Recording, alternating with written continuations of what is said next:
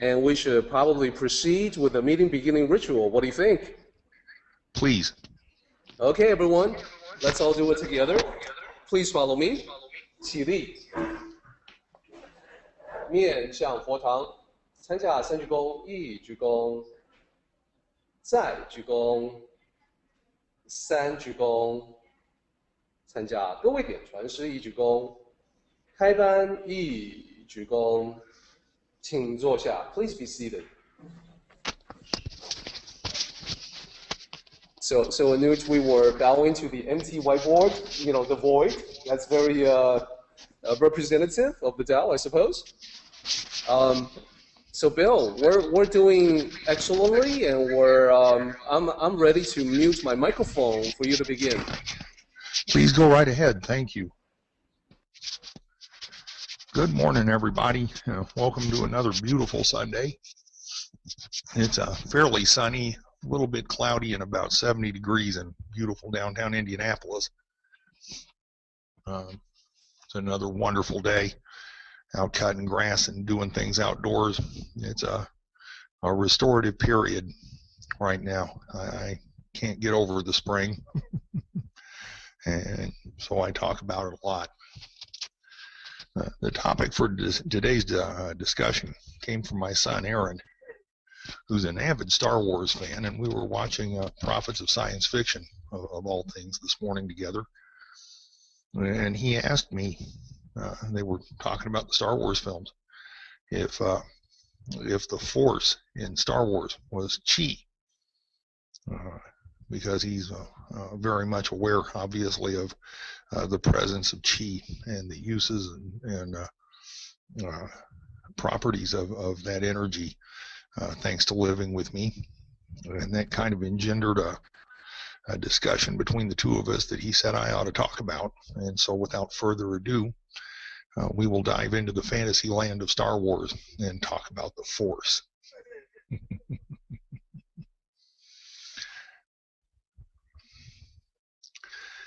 We know from studying the Tao Te Ching that there is that in the universe that we can see, and that which is invisible. We also know, just from pure science, that what we can actually see, what we can observe, even with the finest of our space telescopes, is an infinitesimally small fraction of the universe. Our idea of the visible universe is a little teeny tiny corner of one of the outer spirals of the Milky Way. We're not even a significant dot on any picture of the visible universe. And that, in and of itself, while it's quite humbling, is still not the full magnitude of just exactly how small what we can see really is. I truly enjoy the work of Michio Kaku. He's a theoretical physicist and TV star these days, who spends a lot of time talking about the theories and applications of physics in a rather entertaining way. And one of the really nifty parallels that's come to the scientific forefront somewhat more recently than not is that all of the stuff in the universe, the atoms, the things that create the matter that we interact with, accounts for about 4% of the universe as we know it. The remaining 96% of everything that's out there is what he refers to as dark matter or dark energy. It is that component of the universe that can be mathematically demonstrated to bind everything together, to keep things cohesive and unified, and yet is virtually indetectable because it neither emits nor reflects light. So it's not something we can see, and it isn't something we can really detect with our current technologies. But we know that it, whatever it is we call it, exists and accounts for 96% of everything that we know about. I've contemplated that statement on more than one occasion, quite frankly. The concept of 96% of everything that I know about being comprised of something that I can neither see nor touch nor feel at a universal level is tough for me to get my head around. I'm very much aware of how significant and insignificant we truly are in terms of size and scope within the fabric of the universe. But such an overwhelming percentage of the universe being stuff that we can't interact with is a really interesting phenomena. The other way that I've thought about that is that we believe, and I think are beginning to scientifically demonstrate, that being comes from non-being. In the Tao Te Ching, Lao Tzu says that the Tao produces one, one produces two, two produces three, and three produces the myriad things, all of the stuff, the manifestations. All of that stuff is still only 4%. In that analogy, we may refer to the other 96% as chi, as energy, the energy of the universe, the energy that permeates and binds and surrounds everything. And I'm not sure that that's an unreasonable mental leap to take. And in fact, when Lao Tzu speaks of the Tao producing one, one producing two, and two producing three, he's talking about the essential energies of the universe. The great Tao itself is without form, without description. It's invisible. When we look for it, we can't touch it. We can't interact with it. We can't even adequately describe it. What we can kind of adequately describe is what flows forth from it. The one following the Tao is the chi, the energy. It is that energy from which all things flow. It is the beginning of yin and yang. Chi separates in stillness and quietness into yin and yang, each one flowing into the other eternally, each one containing a little of the other, and constantly in motion. The two are yin and yang. The three, if you look at a yin and yang as a disc, is the line in the center, the movement, the activity of yin and yang. It is that movement, that interaction between the energies that becomes three, the source of the myriad things. And so at a primal creationary view, what we're talking about as being the source for everything are essential energies. Not stuff, not matter, not things, but energy. Energy that causes the random atoms in the universe to clump together into various molecular substances and elements that then clump together to form everything that we can see and everything we cannot see. It is astounding to my mind that something so simple can create so much. So what is it that interests my son so much about Star Wars that doesn't necessarily catch his interest in Tai Chi practice? Well, pretty much everybody I think's probably seen the movies.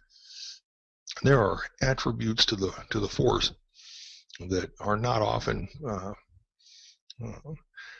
available to us in this time and age, right? The Force in the Star Wars movies can be used to levitate and move things. It can be used to control the minds of other people. It can be used for a variety of purposes other than as an aid to health, wellness, and spiritual growth. However, below the manifestations of the Force in the movies is the underlying current, I think, of Qi, the essential energy. if one listens to the unfolding of the storylines carefully.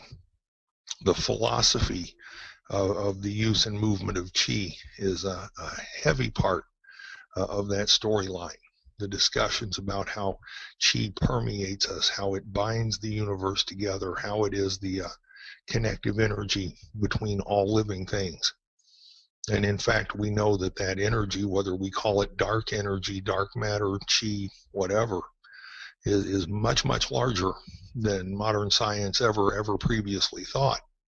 It is absolutely everywhere and in absolutely everything.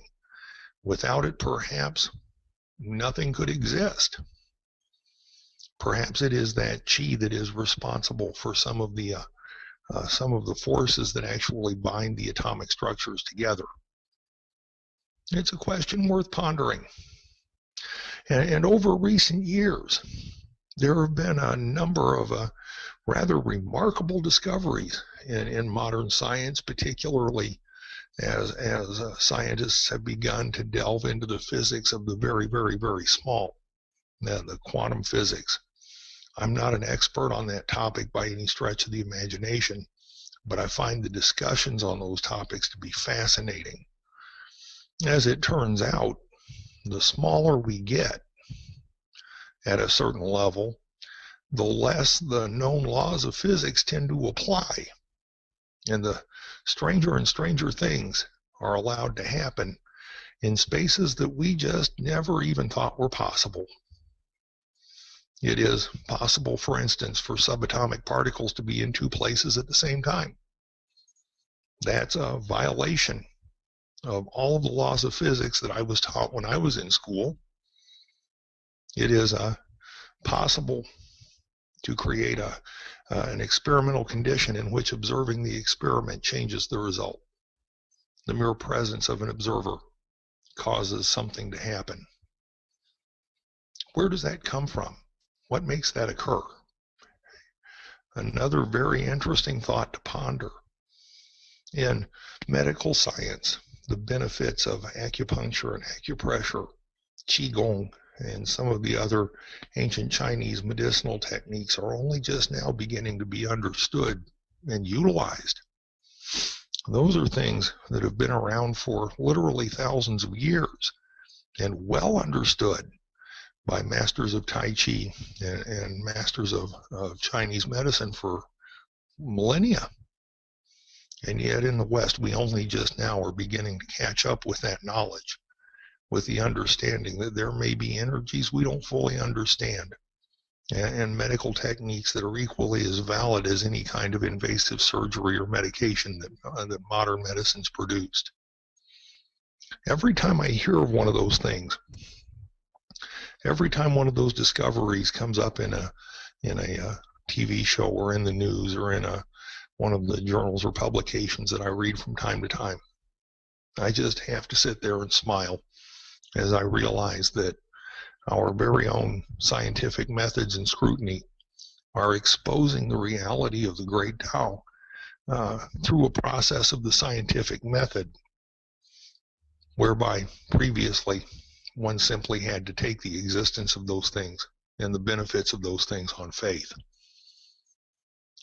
What will we know this time 100 years, 200 years, 500 years from now, when science has developed better technology and better ways of observing the unobservable, that right now we can only posit as questions? Whether or not Lucas was attempting to mirror the existence and function of qi in his movies, I kind of doubt. The essence may have been there. I'm pretty sure he took an awful lot of poetic license. But that notwithstanding, being a longtime practitioner and teacher of Tai Chi Chuan, I can absolutely say that the uses and benefits of the qi are beyond question.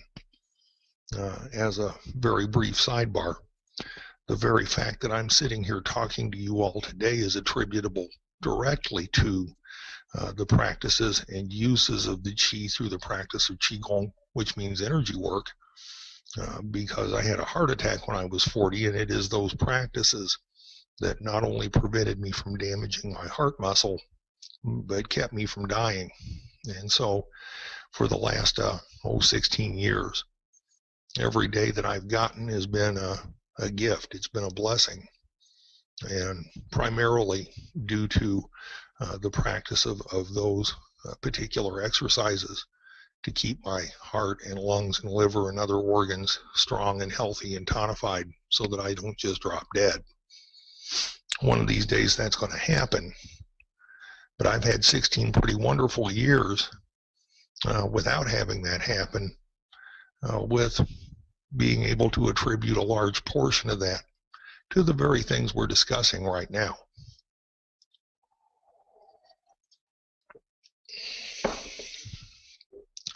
The qi produces yin and yang. Yin and yang to us represents a balance, the existence of complementary pairs, the flow and movement of yin and yang, the essential energies. Those three things are intrinsic and important to the existence of qi, or the force, without which, particularly a certain amount of balance, one side or the other would dominate the other and upend the entire natural order of things. In the Lucas films, there is a virtuous side, if you will, to the use of the force, and a dark side, represented respectively by Luke Skywalker and of course Darth Vader. That analogy is not altogether wasted on the practical uses of qi. The qi only exists just as the force only exists. What is done with it is dependent upon the mind intent of the person who's using it and what the desires and goals of their hearts are at the time. Because of that, we come up with a number of complementary pairs that Lao Tzu speaks of and that we can all readily observe, such as the balance between good and evil, or right and wrong, which is not to say that right and wrong and good and evil don't exist. They absolutely exist. But what Lao Tzu says is, when all the world knows beauty, then ugliness arises. When all the world knows good, then evil's exposed. Those two things, good, beauty and ugliness, good and evil, right and wrong, wealth and lack, all of those things are not polar opposites. They exist as complementary pairs, one to the other. And because they don't exist in diametrical opposition, there's a natural flow between them that, when it's understood, allows an individual to follow the flow from one side to the other, to improve, to grow, to change, to be transformed. The flow and movement of yin and yang are not just responsible for the myriad things. They're also responsible in large part for the transformation that occurs within them. It's that flow and movement that gives us the ability, instead of stagnating, to make forward progress, perhaps from the darker, less virtuous side of yin and yang to the somewhat more virtuous side, if you will. We achieve those benefits in part through the practices of Qigong and Taiji, by observing both the motion in all things and the stillness in all things. It's a fundamental tenet of the practice of Tai Chi that in all motion there is some stillness, and in all stillness some motion. We use that knowledge in the martial applications for Tai Chi to uproot and bring our opponents off balance, to put them in a disadvantaged position so that they can't harm us. But those very same things, those very same principles are at work in everything that exists around us. And by understanding those principles, then we can understand better how to interact with those things that exist around us. Other people, our pets, plants, whatever. Because the principles do not change from one category of existence to another. Like the Tao, the principles of the movement of Qi are constant. Perhaps, since change is the the one constant in the Tao of Heaven, the action of the movement of yin and yang and the movement of the qi is the agent or becomes the agent of that change. I like to think that by tapping into those practices, by using those practices combined with cultivating the Tao teachings, that it helps me to move a little bit further down the path, hopefully a little bit more quickly, or perhaps to be a little bit more peaceful and relaxed about getting from point A to point B.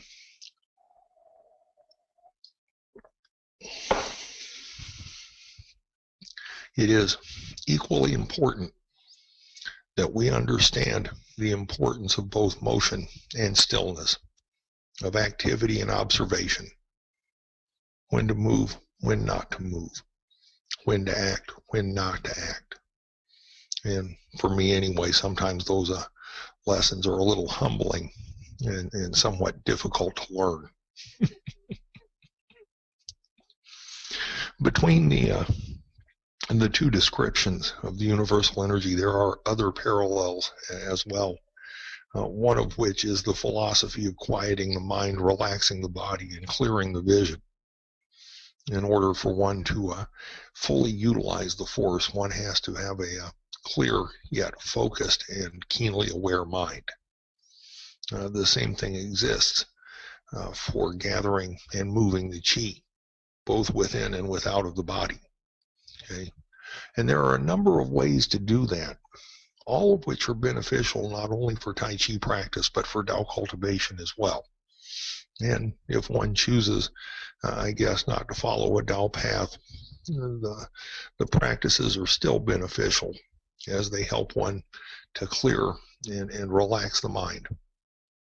Meditation, of course, has been around for eons, figuratively speaking, a very long time.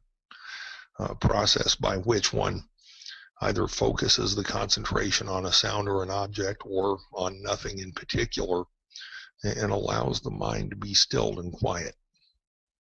At first, when one starts that practice, it's difficult to prevent the little random thoughts and distractions from breaking their way into the mind that we're trying to quiet. And it can become extremely frustrating over time, trying to settle a mind by verbally thinking, be quiet. But over time, it is possible to still the mind nearly completely without having to thought verbalize anything.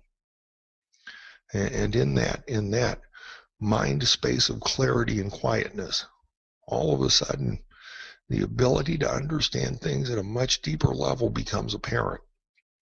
It is a very worthwhile and beneficial practice, and one that I try to do most of my waking day through various breathing exercises.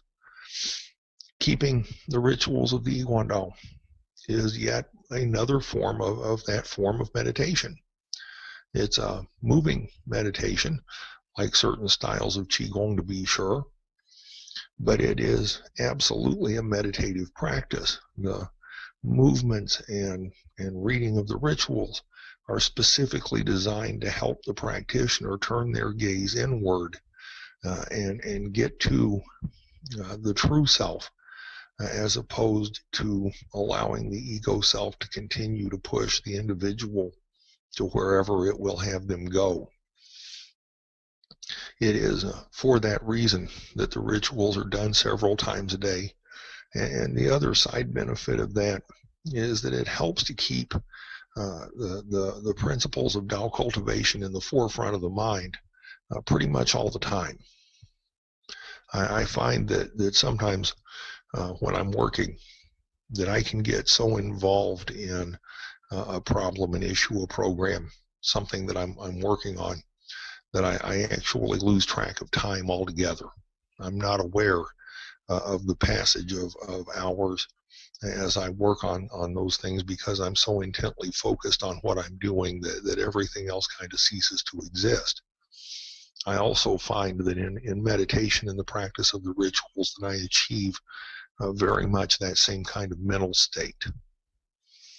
if one so inclined. The practice of the Tai Chi Chuan form is another moving way to relax and still the mind and body, and allow one to access that true self in a more direct and somewhat clearer way. For those of you who prefer a more Western pursuit, I guess, there's running, jogging, walking, swimming, any kind of a physical activity that doesn't require intense concentration, but allows one to engage in the activity while relaxing and clearing the mind. I personally am not a runner, not really my body type, and I'm kind of getting older, so I don't think I'm probably going to change that very much. But I've heard from people who do run that there is a zone that they get into where the mind is virtually disengaged and completely relaxed and peaceful, even though the body is under quite a bit of exertion. In that state, then I believe they're probably close to that meditative state, if not in it, and would be able also to access that, the true self from within that state.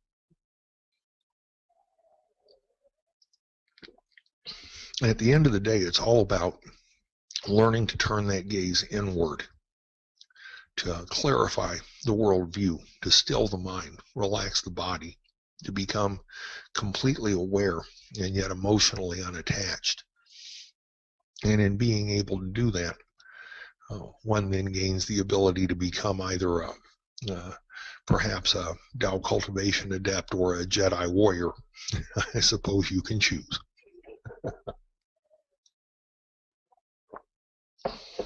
But the entire purpose of one turning oneself inward is not to become the Jedi warrior, but to access the true self. One thing that's not mentioned in the movies, at least not directly, that I do want to touch on is that finally in Western medicine, instead of treating symptoms, we're finally starting to treat patients, people. There's a more holistic approach to living in the practice of medicine in the West than there has been heretofore, although it's not widespread yet. The existence of certain wellness centers where a much more holistic approach can be found is beginning to become easier, and those centers are becoming more prevalent, and those practices more mainstream, which is a wonderful thing. The body, the mind, and the spirit all have to exist together at the same time. And the negative occurrences that affect one affect the other too, whether we know it or not. So being in a stressed or anxiety-stricken or highly agitated emotional state has an effect on the body as well as the mind. And over time, if one remains in that condition for long enough, can have an effect on the spirit as well, the true self. Perhaps it doesn't alter the true self so much as it makes it difficult to find, makes it harder to access. It makes us less willing to listen. And those things should be avoided at all costs. But just like the negative things that happen to us, the illnesses and diseases and anxieties and what have you, the positive occurrences in our lives also affect the whole person. There are some positives where a lot of excitement's generated, a lot of emotional involvement is attached. And those things produce about the same kind of stresses on the body that the negative occurrences do. So it's not once again, not a situation of extremes or unmitigated emotional release, but rather a moderated positive approach. And those positive occurrences have the effect of helping one to achieve a better state of health and wellness and awareness. By doing these things, we begin to develop clarity and concurrently tranquility. And in so doing, we gain the ability to practice those life skills of Tao cultivation to a much more refined level. We achieve a clearer understanding, perhaps, of the teachings that we're aspiring to apply. And that, for me, is a kind of a big deal, because I don't always get it the first or second time. I have a remarkable tendency to run myself into humbling experiences from time to time. And as much as I can, I have a preference not to do that. I find that the more I'm able to relax and still my own mind, the more clearly I'm able to see situations and deal with them more effectively. The practice of Tao cultivation, as regards the relaxation and stilling of the mind and the relaxing of the body, is an aid to the cultivation, transforming us from the inside out. It is the letting go of the resistance of the ego self to the teachings and the things that we know we should do, so that the teachings and the practices that we're involved in can actually do what they are meant to do. We learn to embrace the yin, the passive, yielding, flexible, more water-like aspects of ourselves, rather than remaining the rigid, unflexible, unyielding, and unbending people that we sometimes are. And so, next to the last there, I say we become perhaps more like water. That is not a negative or bad thing. Becoming like water, aligning ourselves with the flow of the Tao, is kind of what this process is all about. And although it may take me 3 or 4 or more lifetimes to get there, what I'm finding out is that the journey from here to there is not all bad. So anyway, yeah, there's a force out there. I think Lucas did a wonderful job with it. I think it's a lot of fun. I think my son's happy now because I said it in one of my talks. It's available for all of us. It's free to use, and it's in and around everything. So if I've sparked your interest at all, by all means, feel free to pursue that. Understand that modern science has even begun to acknowledge the existence of qi, or dark matter, or universal energy, or the force, or whatever you want to call it. The name isn't so much what's important. The existence and the use of that energy is. Like the Tao, the qi is formless. It's invisible. It's everywhere. But all we can really do is describe the effects, the attributes, what it does, how it works. We really can't so much put a finger on exactly what it is. But that's not so bad. That doesn't mean it doesn't exist. It just makes it difficult to define. And like the Tao itself, that energy is eminently useful to us. It's restorative, it's healing, it's calmative. It's an aid in everything that we do in Tao cultivation, and the practices that help us learn to use it also help us learn to cultivate better. Thank you all very much. Have a wonderful rest of your weekend, and it's always a pleasure to talk to you. Thank you. Hey, Bill, thank you. Bill, quick question. Did you pick the topic, about the Force because it is Star Wars Day today? No, actually, I was sitting here talking to my son, and he said I ought to talk about it. Did you know that it is Star Wars Day today? No, I really didn't. Okay. So for those of you who aren't really sure what I'm talking about, today is May the 4th. So today is Star Wars Day because, May the 4th be with you. Oh, Lord. It's the geekiest thing that I know about Star Wars fandom.